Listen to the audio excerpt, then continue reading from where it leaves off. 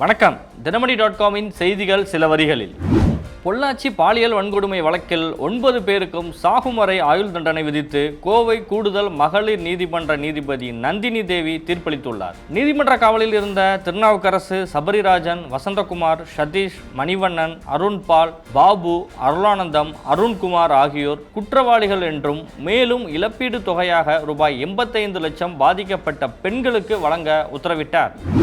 CBSE 10 மற்றும் 12ஆம் வகுப்பு தேர்வு முடிவுகள் இன்று வெளியாகியுள்ளன. 10ஆம் வகுப்பு பொதுத் தேர்வில் 93.66% மாணவ மாணவிகளும், 12ஆம் வகுப்பில் 83.39% மாணவ மாணவிகளும் தேர்ச்சி பெற்றுள்ளனர்.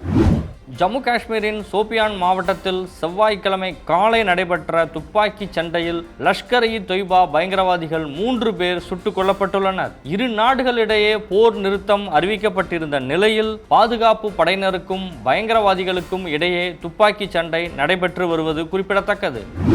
பொள்ளாச்சி பாலியல் வன்கொடுமை வழக்கில் நீதிமன்றத்தின் தீர்ப்புக்கு முதல்வர் ஸ்டாலின், எதிர்க்கட்சி தலைவர் எடப்பாடி பழனிசாமி, தவேக தலைவர் விஜய் உள்ளிட்ட பலரும் வரவேற்பு தெரிவித்துள்ளனர். இந்நிலையில் முதல்வர் மு.க.ஸ்டாலின் தனது எக்ஸ் பக்கத்தில் அதிமுக குற்றவாளி அடங்கிய கூடாரத்தை பாதுகாக்க முயற்சித்த சார்கள் மானம் இருந்தால் வெக்கி தலைகுனியட்டும் என பதிவிட்டுள்ளார். பாதுகாப்புத்துறை செயலாளர் முப்படை தளபதிகளுடன் மத்திய பாதுகாப்புத்துறை அமைச்சர் ராஜ்நாத் சிங் ஆலோசனை மேற்கொண்டார். எல்லையில் அமைதியான சூழ்நிலை திரும்பி வரும் நிலையில் தற்போதைய சூழ்நிலை குறித்து முப்படைகளின் தலைமை தளபதி அனில் சௌகான், இராணுவ படை தளபதி உபேந்திர திவேதி, கடற்படை தளபதி தினேஷ் கே திரிபாதி ஆகியோருடன் ஆலோசனை மேற்கொண்டார். பஞ்சாப் மாநிலம் ஆதம்பூர் விமானப்படை தளத்திற்கு பயணம் செய்த பிரதமர் நரேந்திர மோடி விமானப்படை வீரர்களுடன் கலந்துரையாடினார். இந்த நிலையில் போர் நிறுத்தத்திற்கும் இரவு பகலுமாக பாடுபட்டு நாட்டை காத்த முப்படைகளுக்கும் இராணுவத்திற்கும் தலை வணங்குவதாக கூறியுள்ளார்.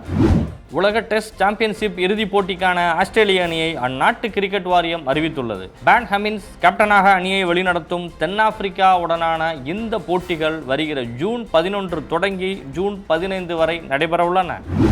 நடிகர் சித்தார்த் நடித்துள்ள 3 BHK திரைப்படம் ஜூலை 4ஆம் தேதி திரையரங்குகளில் வெளியாகும் என்று படக்குழு அதிகாரப்பூர்வமாக அறிவித்துள்ளது. இப்படத்தில் நடிகர்கள் சரத்குமார், தேவயானி ஆகியோர் பிரதான பாத்திரங்களில் நடித்துள்ளனர்.